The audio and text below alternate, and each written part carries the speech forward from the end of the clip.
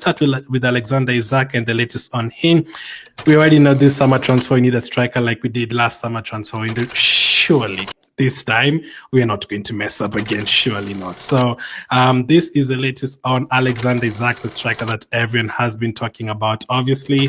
And this is the latest. According to Hans of Ozil, who obviously has a lot of inside information from team news to transfers. He even said Palmer was going to miss the game the day previously, so he definitely has some inside information. This is what he had to say. Arsenal are willing to smash their transfer record to sign Alexander Isak, and Andrea Berta has presented ideas to make it viable. There's been constant contact with the strikers camp since early last year, and personal terms are not seen to be an issue. So usually when you get these big players, I mean, we haven't gotten so many of them, but recently we've signed Declan Rice, and we did a lot of work to sign him from the previous seasons.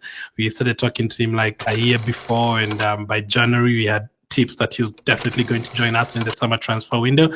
And the only way we can sign Alexander Isak is if, one, that is what we've done. We've done some inside job and we've talked to Isak, we've talked to his camp, and he wants to join Arsenal. That has to be the case, first of all. Number two, Newcastle have to not qualify for the Champions League. They've won a trophy this season, and if they finish in the top four, and if they maybe improve Isak's contract and give him more money over there, does he really have to leave? You have to consider that as well. And number three, if he leaves Newcastle, it's not just Arsenal who are going to want him. You'd expect Liverpool to be linked to Isak. A couple of other teams, Chelsea are always there. You'd hear they want him. Maybe a team from abroad would want Isak as well, or they'd say they're interested in him.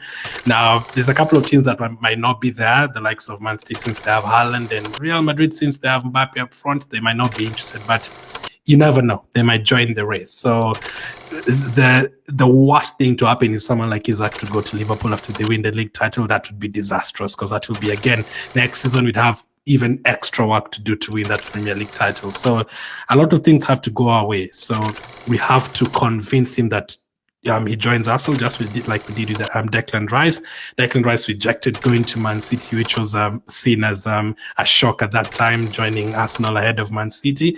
That is what we need to do with Isak as well. We need to convince him to, join Arsenal and leave Newcastle, who could pay him more money, who are improving every single season. They're now winning trophies. Who knows? They might try and win a second one next season.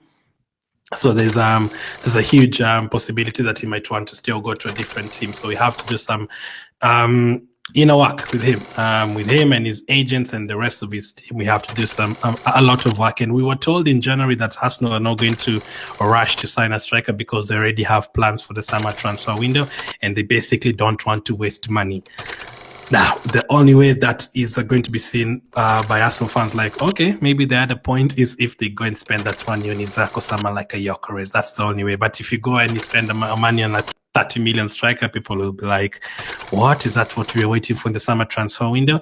I don't think so. We need a striker that is going to take us to the next level.